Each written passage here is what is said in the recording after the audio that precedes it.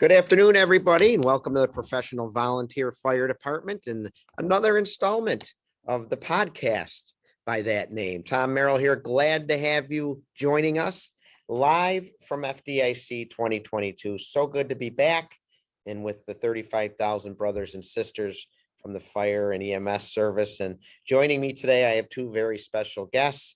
On my right, former chief and current fire commissioner Paul Griebner from the Snyder Fire Department, and to my left, our current chief of department, Tim Oliver. And I thought it would be great to have them on today to share their experiences on this podcast. And again, as a reminder, this is the podcast dedicated to our great volunteer fire service.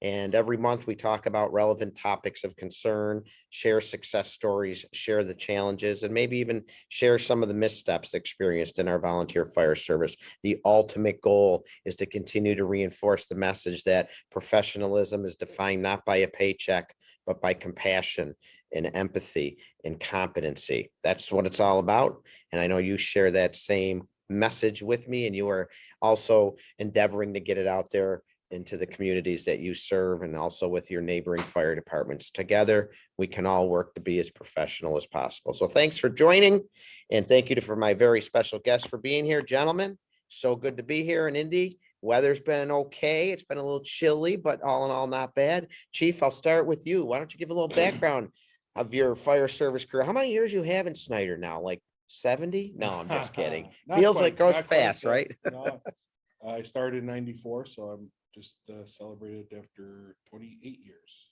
this past March. 28 years, elevated the chief of department at our installation dinner a couple of weeks ago. And that's no short climb in our department. Tim represents our 8th chief.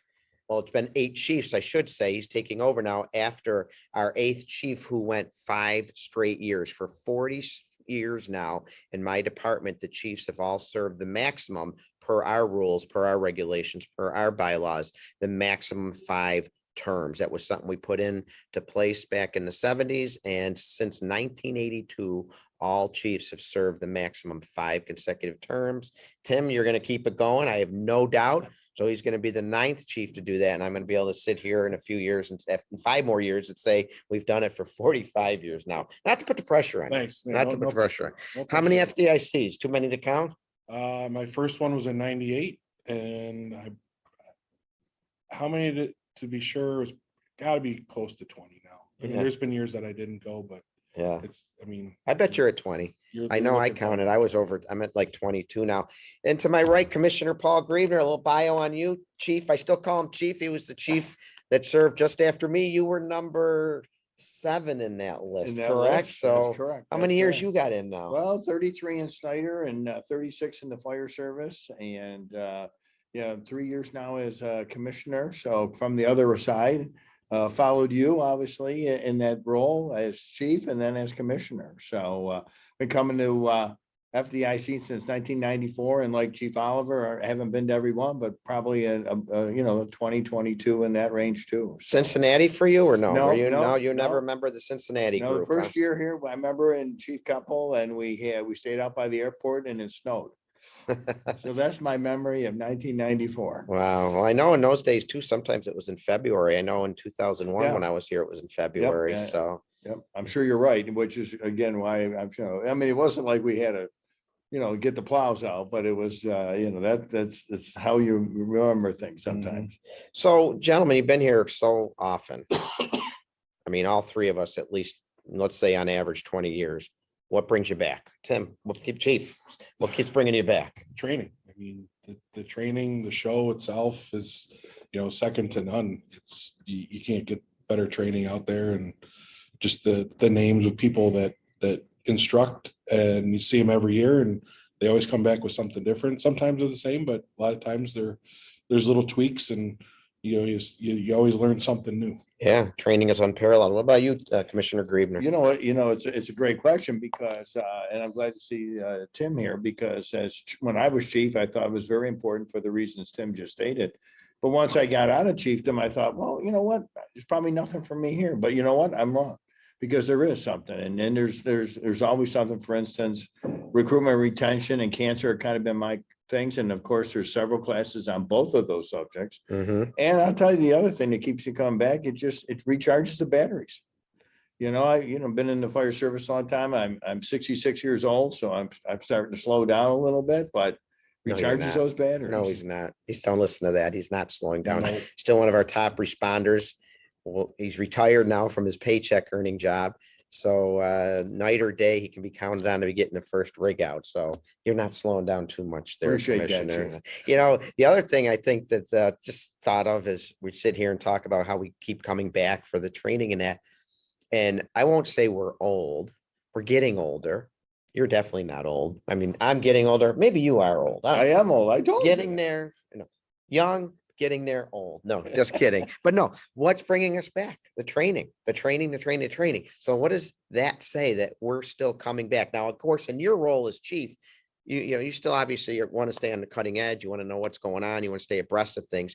In our role, I mean, we're commissioners, but we're still taking fire classes, tactical classes, as much as other classes that might help us in our commissioner roles. But what does that say? It says you're never too old to learn. You've never been doing this job long enough to know it all.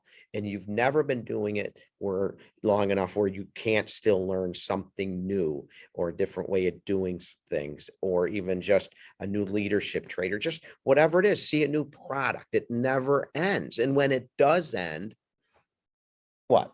It's time to get out. Don't you agree? Yep, absolutely. And you're right. I mean, and the other thing too is you get different perspectives on things too. That doesn't mean everything you hear, but you weigh it, right? I Mhm. mean, you hear point A and then you hear point B. And again, I mentioned earlier about recruitment retention, which I think a lot of us are, if not all of us, are challenged with that. And Mhm. you come here to get those great ideas and that we can take back to our departments. Yeah. And then the Right. other aspect of the conference, and if you've been, and I'm sure you want to get back for it. And if you've never been, I highly encourage you to come for what we just talked about, the trade show, the training. But you know what else? The networking that you can do with your sisters and brothers, your peers. Some are fire service legends that you can just happen to come across in the conference center or even out at night. They're always approachable. They're always willing to share words of wisdom, and they're always willing to listen to you and what you have to say. And over the years, we've certainly crossed paths with some of the iconic legends in our American fire service, have we not, Chief? Oh, absolutely. Yeah. Every year. Absolutely. And it's a great thing when you're here. It's no one is standoffish, and there's a lot, you can learn a lot after hours. I mean, you certainly can learn in the classroom, and you will learn in the classroom or at the hot training evolution, but my gosh, you can learn just as much out later on at night or in the convention center when you come across these individuals, because they have so much to share and they're willing to share.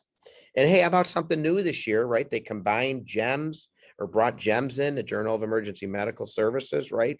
To have their conference here at the same time. Women in Fire are here again. This place is popping.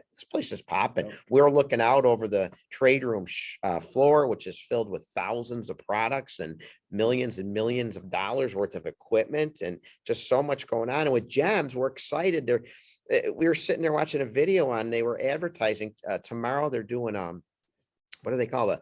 It's like a real live EMS competition where they throw scenarios at these teams. I believe there's 2 FDNY teams. I guess it's a man and a woman There's a team. male team and a female team. And- all male versus all female. And then Chief Halton couldn't remember where the other I teams think they were decided from. Miami-Dade. Was it Miami-Dade? Okay. And they're going to go at Exactly. it. They're going to compete with each other with some real live scenarios that they get thrown at, and they're going to do it in real time. And I don't even know how they judge something like that. I've never seen it, but I'm really intrigued, and I'm Yep. hoping I can get down there. But folks, see this catalog?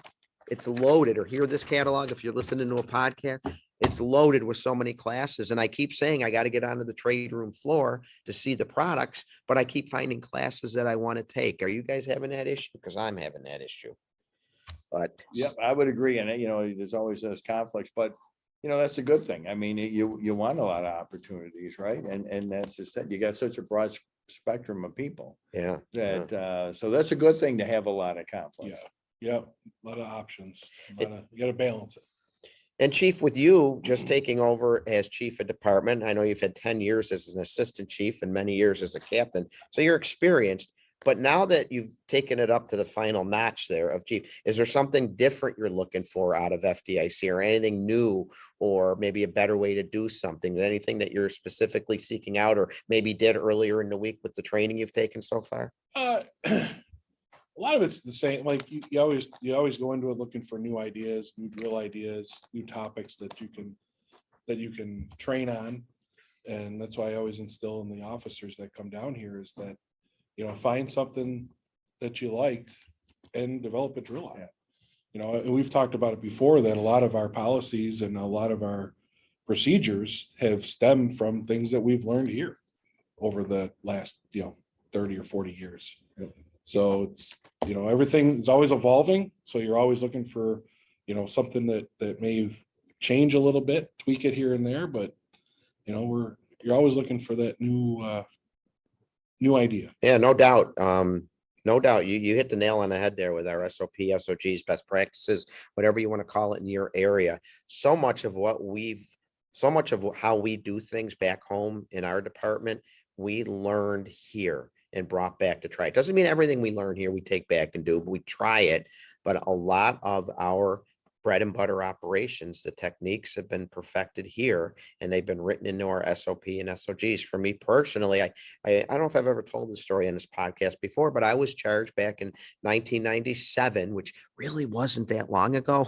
I know it is, but it doesn't seem. Well, in 1997, the chief of department at the time charged me as a second assistant chief to help rewrite our high-rise SOP procedures. So I came with a captain, Mike Galuza.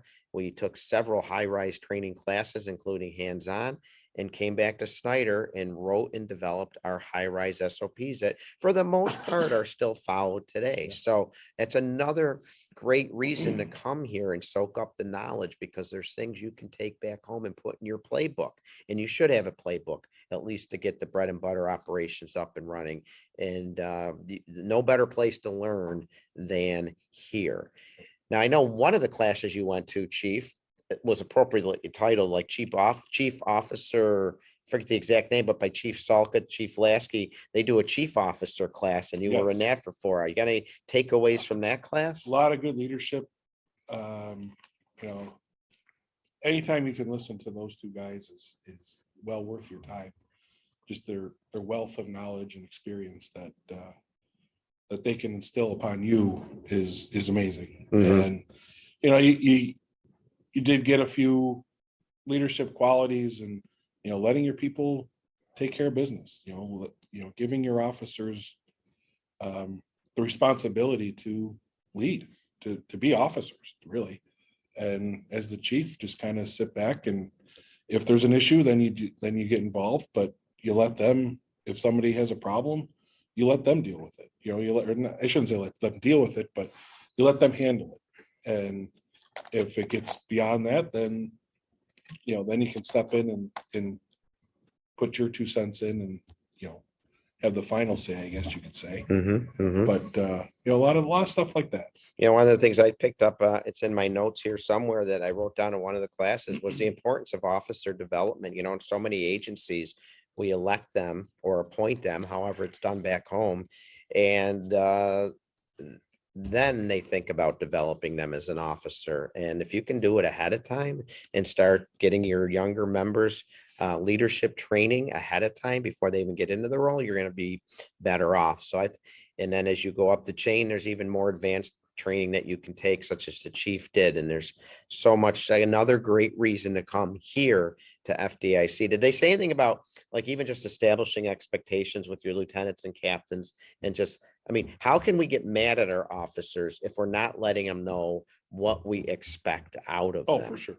Yep. I think, and I just had an officers meeting here a couple weeks ago, and I laid it out and said, I expect you guys to, if whatever responsibility, we have officers have different responsibilities, and do your job. Yeah. If there's a captain that's the senior officer in charge of equipment, and then there's a lieutenant that's a junior officer. If you can't do something as a captain, have your lieutenant do it. Just go on down the line. If use your people. And that entails that C word, communication, right? So I have a Yep. good open, we have more ways to communicate today than ever before. And I think we fail miserably at it. We have more, we used to always have to make a phone call if we didn't see somebody personally. I mean, between email, social media, text messaging, there are so many ways to communicate, and yet we seem to fail miserably at it. So setting expectations, communicating clearly, all of that is so important in the officer ranks. You know what else it equals when they do that? It's ownership. They take ownership of their responsibilities. Mhm. And let me tell you, if you're an officer out there, some of the jobs that are maybe delegated to you, you might not like that much. Someone might have to be in charge of the foam supply, right? Someone has to be in charge of the EMS equipment. Maybe someone's got to be in charge of just the janitor supplies. So whatever it is back home, you've got to take ownership of it. Successful leaders and officers take ownership for what they are responsible for. I heard a quote once that, the only one common denominator of all successful people is that they take responsibility. And that's the end of the quote. Doesn't say responsibility for what, it's just they take responsibility. So that's all encompassing. Whatever it is in life that they're responsible for, they take ownership of it. So great to see that our new chief went into a chief officer development class with two of the most iconic fire service chief officers that are out there teaching.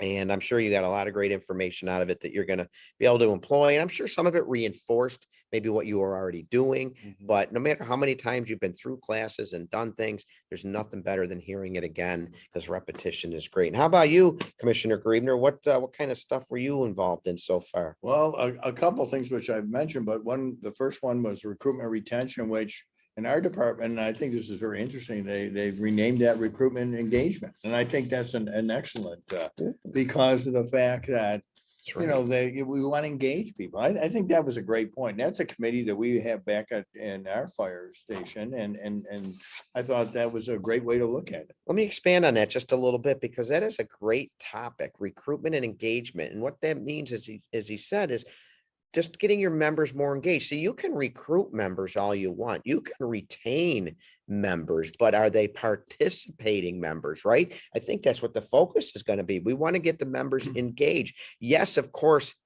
on the emergency calls, right? But also in the activities at the firehouse. I'm not going to say we're going to throw your life away and have to do everything, but we need to reach out. We're finding this is something we find out. We need to do a better job reaching out and getting these new members to participate. Sometimes they might be too timid or nervous and they don't know, right? So A couple of things with that, to dovetail off of that. One is the mentor program, which helps because, to your point, one of the things with the engagement is, on the fire side, but you're right, on the social side, so important to volunteer fire service. That's the basis of why we're here today, 100+ years later. I Yeah. mean, it's the community got together. And sometimes in this day and age of people running in 12 different directions, it's hard to do. yeah. But you're right, that's part of it. Get the especially the newer members to come to the social events and do those types of things. So I think that's definitely, and of course, what's that going to lead? That's going to lead to the family being on board, supporting the firefighter, and that firefighter can then do their job. And we can't do anything without the support of our families. So Amen. yeah, it's a definitely winter. I remember another thing I picked up in one of the classes when it comes to engaging members is give them things to do. Don't overburden them, obviously, but if you get them involved in projects and ask them to assist in certain areas, then they become a better contributing member. They get more engaged and are more likely to help out even down the road. So I think that is something that is huge. So I love the name, recruitment and I give the engagement. committee all the credit. So that's why I wanted to share it today. I Yeah. thought it was important. And just again, a couple of comments, based on what you were saying. And again, you're talking about, the chief was talking about assigning things and the things that get done behind the scenes and nobody sees, the speedy drive, the EMS gloves. That's just the, if I can say it, the non-sexy stuff. And, we need, those are the kinds of things you got to do and to run the organization. A lot of that falls on the officers, chief. I think you would agree, but firefighters can help out too. So I think that's, I think that's very important. And the other thing I would say is that, like a lot of projects or a lot of committees, you need a champion.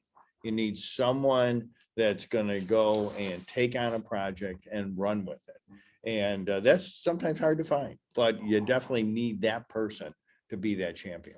You know, you mentioned that other thing we got going on too. See, our department, like probably most, is we said we've got to get better engaged with our community to bring new members in. So we've got this active campaign going on with an active committee. And the other side of the committee, they put together a mentor program as Right. well. Right. And what we did is we're not just assigning anybody as a mentor. We asked for volunteers. They were vetted out by this committee, Yep. right? Correct. And we had people that had just a short time in. To some very senior members step forward and volunteer to be a mentor.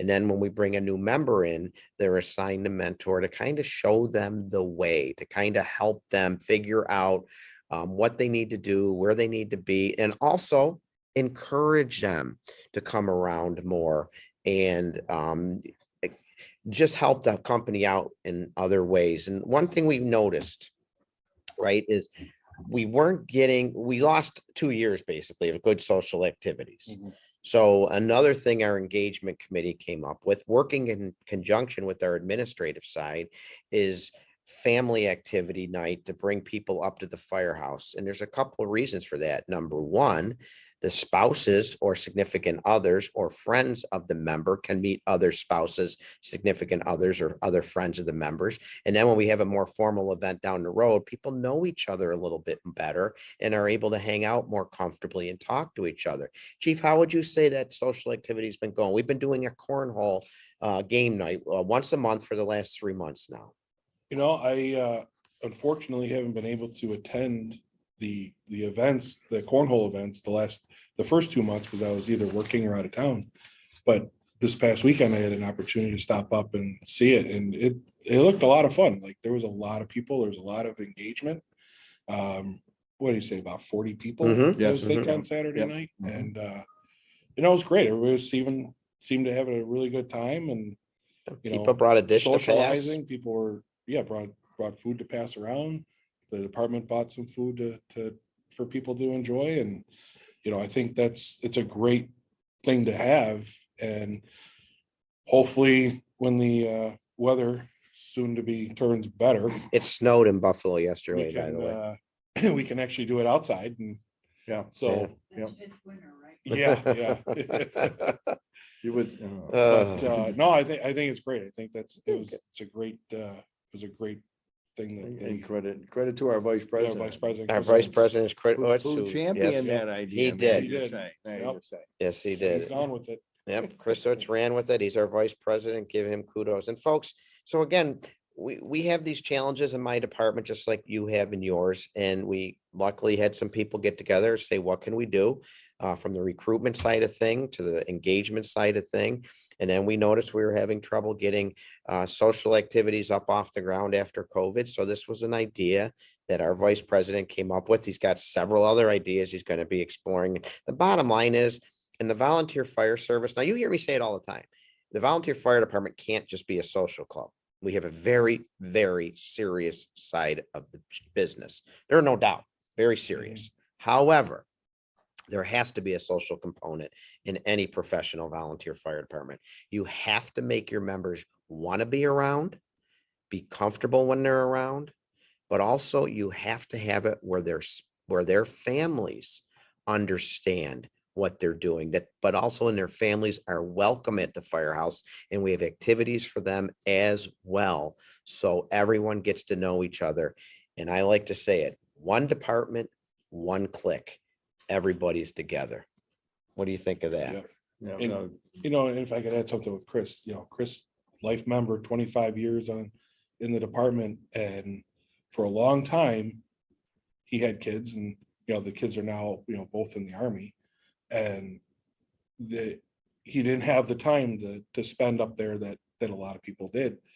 But since then, he decided he was going to run for vice president, and now has all these ideas, and that just goes to show that there's people in your department that may not be around, but they have good ideas, Mm-hmm. and you just have to listen to them. Right. Right.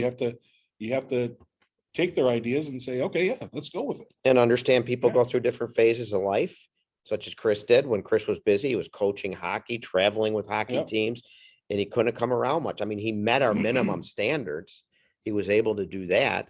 And now he's got more time and he's able to help us out this way. So, we didn't cast him off a few years ago, maybe when he wasn't coming around. He met his minimum standards and now he's coming up with some great ideas for us. But it takes work. There's no ulterior force out there that's going to beam themselves down from a planet far, far away and save your volunteer fire department. You've got to take control of your volunteer fire department. And if you're turning around and members aren't there, how are they being treated? Is there activities to encourage them to come up? Are we making the firehouse a fun, safe place to be? Sometimes you got to look in the mirror and then to put programs together. It's not going to happen by snapping your fingers. And like I said, there's no alternative force out there that's going to come down and do it. Put a committee together, get some like-minded people together, come up with ideas. I can tell you when our vice president came up with this cornhole night idea, I have no doubt there were some people that said it was going to completely fail. I have no doubt there are some people that probably rolled their eyes. And you know what? It's been nothing but successful for us. And the other night when I was down there, I took my wife the first night, and I got to say, she was 50-50 on it. I'll be completely honest, because she wasn't sure if it was something she can't throw a beanbag to save her life, but that's another story. Don't put that, cut that, edit, producer, cut that one out. I'm kidding. I don't. But she was kind of like, I don't know if I want to do it. You know what? The last 2 times she's at the door first going out saying, come on, we got to get up there, because it's a great social night to see friends. And not just because you take forever to get ready. maybe that's true. Maybe that's true. Yes, But Tom is always late. She's sharing. so, but that is a part of it. Make it a social, fun place to be as well. That part, that does play into the equation. And then there's the serious side, which we're here doing this week, and it's learning and training and getting information to take back to make us the best version of us that we possibly can be. Chief, in addition to those, the chief class you took several others, Devin. What were some of the other takeaways you might have? So the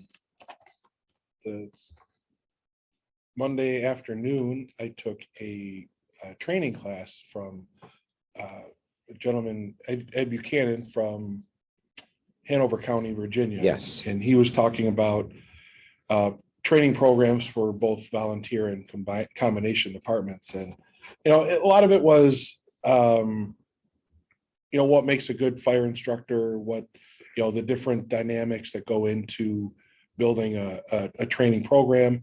And it was good. It's reiterated a lot of stuff that we've already done. We have members that are fire instructors, and actually we have 3 or 4 that are going to the fire instructor course in September, October, I believe. So it stuff like that. And then Tuesday morning, I took your class, which I've taken before, but I took it again because it's been 5 or 6 years, and I actually got more stuff out of it and got some ideas, and so that was definitely worth my time. And if anybody out there hasn't seen it, I would recommend coming to FDIC and taking the professional volunteer firefighter. Fire department. I appreciate that. We did have a good class. We had Yeah. 40, 41, 42 people. Engagement with the group was great. I always walk away with new ideas too. That's why I'm always still tweaking it and even working on it sometimes a couple hours before. So yeah, thank you for that plug. I did. It was a great group, one of a fun time, great group, people from all over. Met brothers and sisters from East Coast to West Coast. I can say that. California to New York, Texas was in the room, and Michigan was in the room. So north to south as well. So another great 4-hour conference here. And if you didn't make it, I'd love to see you here next year. And then, if I get invited. Yeah. And then Tuesday afternoon, I took the Evolving Fireground, which had a lot to do with flow path and the NIST and UL studies that have gone on. And I have to apologize to the instructor at PJ Norwood, because I had to take a phone call, and which led me to not be able to go back. So I had to leave the class duty probably call about an hour early, and it wasn't because the material wasn't there. It was just duty called, and I had to take care of some chief business. And yeah. So I apologize if I left the class a little early on that, but it was great material too. So duty called, right? Yep, absolutely. And you had an opportunity to see the legendary Billy Goldfetter. Yeah, yesterday afternoon, I sat in. It was him and Gordon Graham and Bobby Halton, and they discuss different issues in the fire service. They have nothing to today. say. They have Yeah, nothing to say. Yeah, and they did a really good job, and there was a couple of questions that were kind of hard topics that they couldn't talk about because they're kind of involved somewhat in it, but they with recent training issues and a training death in New York, but it was well worth the hour and 45 minutes that it just seemed to go by really quick. It seemed like it was like 10 minutes. Yeah, and you know, sometimes that's the problem with these classes. When you look through this catalog of courses, you find 4 or 5 that you want to take that are at the exact same time. I run into that every single year. And also every single year, I try to say I can't go to any classes on Friday because I've got to hit that trade room floor. And I already got a class scheduled for 8:30 tomorrow morning, followed by another one at 10:30 or 10:15, whenever it is. So I already know I'm going to get a late start on the floor tomorrow. And I know you cram a lot of classes in, but you're going to hit the floor tomorrow. But you did take that recruitment and retention. Was there anything new on recruitment you picked up or any Well, I think the thing there was, and it was reinforced in the class, was the fact that it's a multifaceted. There's not one size fits all. I mean, I think, you know, all the classes I've taken with regard to recruitment retention have been that way. There's different ways, and what works in one volunteer department might not work in another. Right. And I know in our own department, we're kind of going at this in 3 different, you know, directions right now, and I'm sure there'll be more that they come up. So I think if I would say that anything is that there's just not one answer. No. And it depends on your department, where you're located, what your situation is, you know, and then go from there. But Right. we've done several things, as you both know, in our department to increase. One of the latest being the duty shift program, which has been an outstanding success. And I think, you know, as an old guy who's been in the fire service a long time, and as both of you have, you know, we're evolving, we're changing. It's not the fire department it was 30 years ago, you know, where people were knocking down our door and they were coming in and generations were coming in and the kids of the current firefighters were coming in, and we got to look at it differently now. Right. You know me, I'm not a social media. You guys are great with the social media. I don't know about the TikTok and the who and the whatever here. The Oh, maybe we should patent that name. Yeah. but really, I know that's a way to get to people. Yeah. And we have Captain Polvino, both of you do a great job with that and reaching out. And that's how you reach out. You know, not you know, my generation, but that's how you get the new gen. And that's great. That's fantastic that people understand that and are going down that avenue. And I don't want to bring up a dark subject, but I know another area that you're very involved in back home for, you know, Right. keeping an eye on the trends and what's going on. And you've sat through a class and you're going to sit through another one, but Right. you want to touch on it, the Well, cancer and the I fire think service? we need to, We have because it's a topic that affects each and every one of us. And then we're talking about cancer, you know, firefighter cancers. And there's so many things that we can do. And what would Chief Lee, I believe that's how you pronounce his name. I don't, you know, be disrespectful. He is the most passionate advocate for, you know, being healthy and doing the right things when it comes to that sort of thing. His class is fantastic. And you know, I've learned so much over the years going to these, you know, things that we never did that we should have been doing, you know, simple things like deconning on scene and coming back to the station and or going home in our case and taking a shower and washing our clothes and using wipes and there's putting the exhaust capture systems, and it's all very, very, very beneficial stuff. And as he said, you don't you know, eat the elephant all at once. You do a little thing. Maybe you stay on, one of his quotes was, maybe you stay on air during overhaul 5 more minutes than you used to. And that's helping you. And it's little things like that we're making progress on. So, I mean, to your audience, Tom, I can't emphasize enough how important it is just to take care of ourselves when it comes to those kinds of things. We can do a lot. We can do a lot to keep ourselves safe.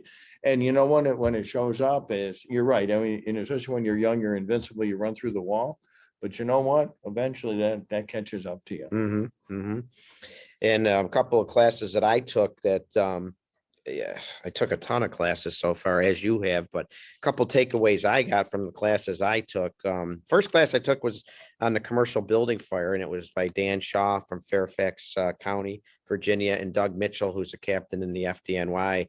And they started off talking about, and it's so apropos for, again, being at FDIC and training, just the importance of training, regular training. And of course, they talked about just how you learn things that you don't maybe need every day, but boy, when you need them, you got to go back into your mind. You got to rely on that reflex memory.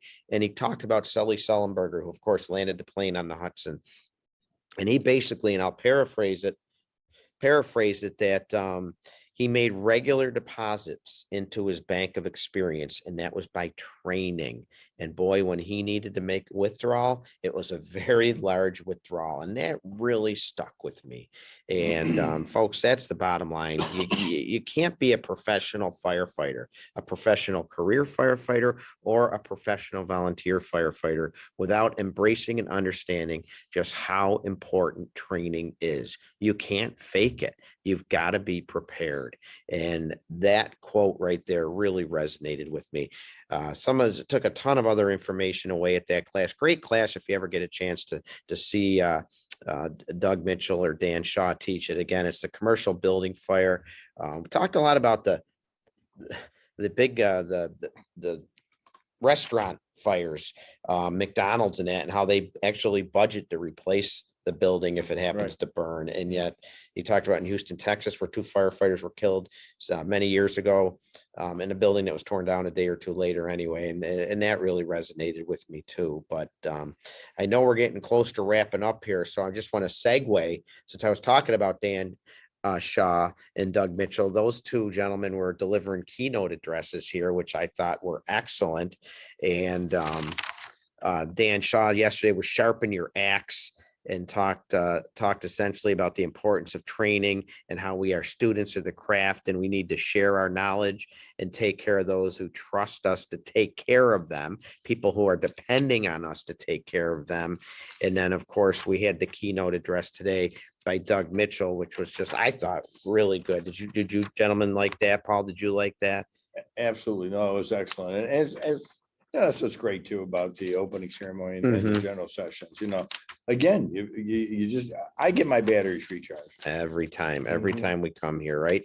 And I'm gonna wrap things up here quick. Chief, do you have any last minute comments about FDIC or goals as chief? What do you want to do? Change us back to yellow trucks or change everything. Change us back. Go back to 2.5-inch feeder hose and yellow truck, 2-inch. Yeah. Yeah, we're going back to 2-inch. Okay. All right. Because the only thing I can say is thank God we have commissioners. New chiefs come in, they got to change everything, right? Commissioner Yeah, Griebner. but I think we have the votes though. Old rubber hose. Can I get my rubber coat and 3/4 length absolutely. boot back? Yep. All right, thanks, Chief. Any final words of wisdom from you, Commissioner Griebner? I just wanted to thank you for having me. Yeah, Appreciate thanks for it. having us.